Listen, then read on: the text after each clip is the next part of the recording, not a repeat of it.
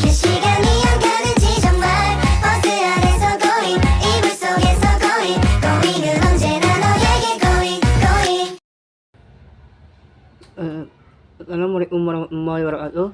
Baik, sebelumnya puji syukur nikmat yang telah Allah berikan pada kita pertama, yang mengucapkan alhamdulillah dan salawat bagi tanah buat Nabi Muhammad sallallahu alaihi wasallam. Allahumma shalli ala Muhammad wa ala ali Muhammad. Baiklah, saya telah moderator dari kelompok 4 akan membacakan untuk pertemuan kali ini dalam akun rencana pendidikan yang berjudul penetapan tujuan dalam rencana pendidikan yang beranggotakan saya sendiri Muhammad Abdul Aziz yang NIM 22 tahun 2014 dan selanjutnya yaitu Rania Usnia yang NIM 22 tahun 2053 dan selanjutnya Dira Ramadhani dan juga Indah Putri. Untuk materi pertama yang akan dibacakan oleh saya sendiri yaitu penyakit rencana pendidikan. Menurut Departemen Pendidikan dan Kebudayaan 1984 bahwa rencana pendidikan dilihat dari terminologinya terdiri dari kata yaitu perencanaan dan pendidikan. Rencana beralih rencana yaitu waktu penyebab tentang waktu proyeksi tentang apa yang akan dilakukan untuk mencapai tujuan yang valid dan menilai.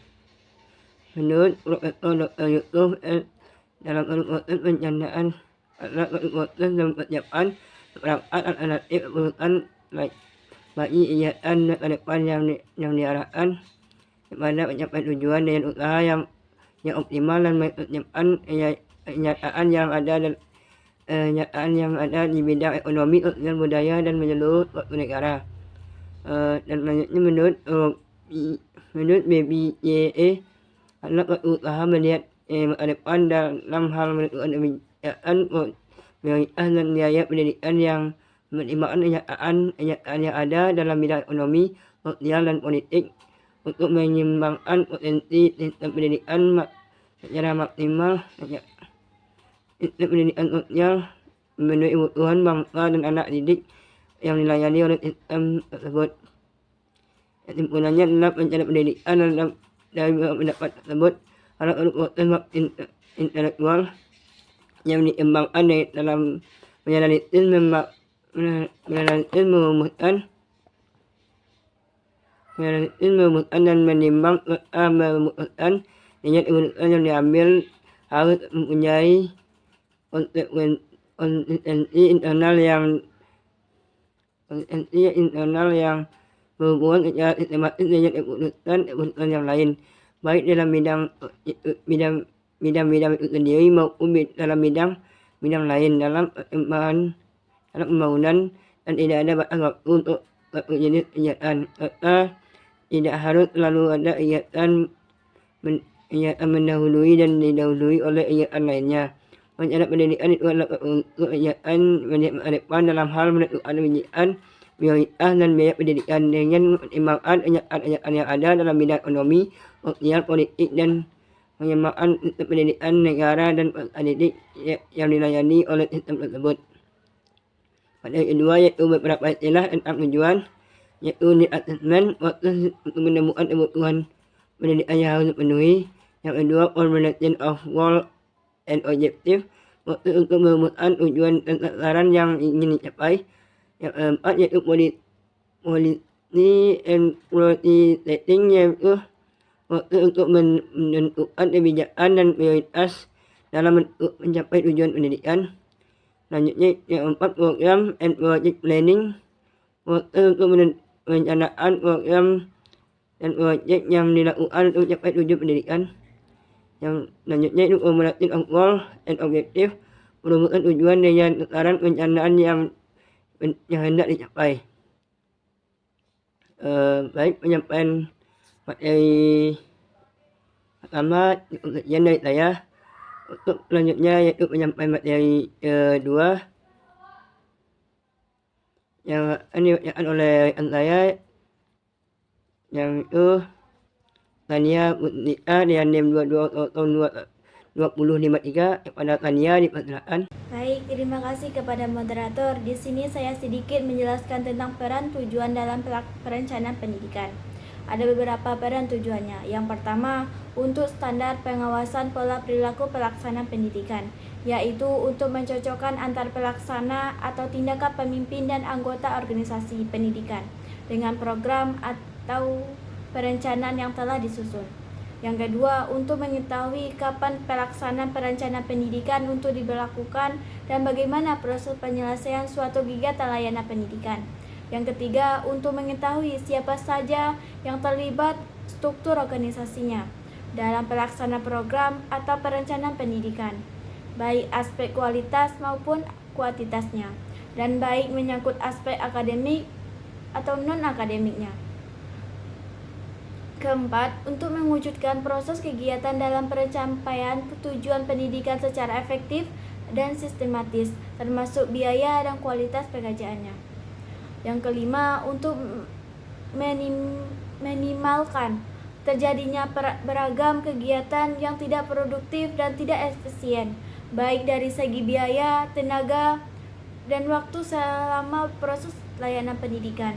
Selanjutnya, untuk memberikan gambaran secara menyeluruh, internal, dan khusus atau spesifik tentang jenis kegiatan atau pekerjaan bidang pendidikan yang harus dilakukan. Yang selanjutnya, untuk menyelesaikan atau memadukan beberapa sub pekerjaan dalam suatu organisasi pendidikan sebagai suatu sistem. Yang selanjutnya, untuk mengetahui beragam peluang, hambatan, tantangan, dan kesulitan yang dihadapi organisasi pendidikan. Yang selanjutnya, untuk mengarahkan proses pencapaian tujuan pendidikan. Hanya itu yang dapat saya sampaikan. Saya kembalikan kepada moderator. Terima kasih. Baik, terima kasih pada Tania. Untuk materi selanjutnya dibacakan oleh rekan saya yaitu Dira Ramadhani. Kepada Dira dipersilakan. Baiklah, saya Dira Ramadhani akan menjelaskan materi tentang tujuan perencanaan pendidikan. Definisi perencanaan pendidikan di atas telah memberi gambaran yang jelas, yaitu tujuan perencanaan pendidikan yakni sebagai arah langkah para pelaku pendidikan untuk mencapai tujuan pendidikan yang lebih baik di masa yang akan datang. Secara rinci, ada beberapa tujuan perencanaan pendidikan, antara lain yang pertama yaitu standar pengawasan pola perilaku pelaksanaan pendidikan, yaitu untuk mencocokkan antara pelaksanaan atau tindakan pimpinan dan anggota organisasi pendidikan dengan program atau perencanaan yang telah disusun. Yang kedua yaitu mengetahui kapan pelaksanaan perencanaan pendidikan itu diberlakukan dan bagaimana proses penyelesaian suatu kegiatan layanan pendidikan. Yang ketiga yaitu mengetahui siapa saja yang terlibat, struktur organisasinya dalam pelaksanaan program atau perencanaan pendidikan, baik aspek kualitas maupun kuantitasnya, dan baik menyangkut aspek akademik dan maupun non-akademik. Yang keempat yaitu mewujudkan proses kegiatan dalam pencapaian tujuan pendidikan secara efektif dan sistematis, termasuk biaya dan kualitas pekerjaan. Yang kelima itu meminimalkan terjadinya beragam kegiatan yang tidak produktif dan tidak efisien, baik dari segi biaya, tenaga, dan waktu selama proses layanan pendidikan. Yang keenam yaitu memberikan gambaran secara menyeluruh dan khusus tentang jenis kegiatan atau pekerjaan bidang pendidikan yang harus dilakukan. Yang kedelapan yaitu menyelesaikan atau memadukan beberapa sub pekerjaan dalam suatu organisasi. Yang kesembilan yaitu mengetahui beragam peluang, hambatan, tantangan, dan kesulitan yang dihadapi organisasi pendidikan. Dan yang terakhir yaitu mengarahkan proses pencapaian tujuan pendidikan. Sekian materi yang dapat saya jelaskan. Saya kembalikan kepada moderator. Baik, terima kasih kepada Dira yang telah menyampaikan materi. Materi terakhir dibacakan oleh Indah Putri. Pada Indah Putri di persilakan. Assalamualaikum warahmatullahi wabarakatuh. Perkenalkan, nama saya Indah Saputri dengan NIM 22002024. Akan menjelaskan materi tentang langkah-langkah dalam menetapkan tujuan dan perencanaan pendidikan. Langkah-langkah dalam menetapkan tujuan dalam perencanaan pendidikan dapat dilakukan dengan melakukan analisis keadaan sekarang, analisis masa depan, dan analisis kesenjangan. Yang pertama yaitu analisis keadaan sekarang. Langkah pertama dalam menetapkan tujuan dalam perencanaan pendidikan adalah melakukan analisis keadaan sekarang. Analisis ini dilakukan untuk memahami kondisi pendidikan saat ini, termasuk kelebihan dan kekurangan yang ada di dalamnya. Beberapa hal yang perlu diperhatikan dalam analisis keadaan sekarang yaitu yang pertama kondisi fisik, sarana dan prasarana pendidikan. Yang kedua, tenaga pengajar dan kurikulum yang digunakan. Yang ketiga, tingkat partisipasi masyarakat dalam pendidikan, tingkat keterampilan partisipasi masyarakat dalam pendidikan. Yang keempat, tingkat keterampilan dan kemampuan siswa. Yang kedua yaitu analisis masa depan. Setelah melakukan analisis keadaan sekarang, langkah selanjutnya yaitu melakukan analisis masa depan. Analisis ini dilakukan untuk memahami kondisi yang digunakan di masa depan, termasuk tujuan yang ingin dicapai dalam jangka waktu pendek, menengah, dan panjang. Beberapa hal yang perlu diperhatikan, yang pertama yaitu kebutuhan tenaga kerja di masa depan. Yang kedua, perkembangan teknologi dan industri yang akan mempengaruhi pendidikan. Yang ketiga yaitu kebutuhan masyarakat terhadap pendidikan. Yang ketiga yaitu analisis kesenjangan. Setelah melakukan analisis keadaan yang sekarang dan analisis masa depan, langkah selanjutnya adalah melakukan analisis kesenjangan. Analisis ini dilakukan untuk membandingkan kondisi sekarang dengan kondisi yang akan diinginkan di masa depan, sehingga dapat diketahui kesenjangan yang perlu diatasi. Yang pertama, beberapa hal yang perlu diperhatikan dalam analisis kesenjangan yaitu perbedaan antara kondisi sekarang dan kondisi yang diinginkan di masa depan. Yang kedua, faktor-faktor yang menyebabkan kesenjangan tersebut. Yang ketiga, upaya yang perlu dilakukan untuk mengatasi kesenjangan tersebut.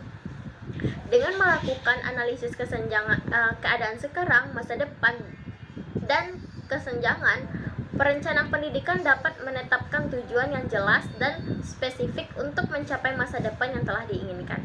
Baik, hanya itu yang dapat saya sampaikan. Saya ucapkan terima kasih. Assalamualaikum warahmatullahi wabarakatuh. Baik, terima kasih untuk penyampaian saya dan Indah Putri. Mungkin hanya itu yang dari penyampaian kami. Ada yang salah, saya mohon maaf. Wabillahi taufiq wal hidayah. Wassalamualaikum warahmatullahi wabarakatuh.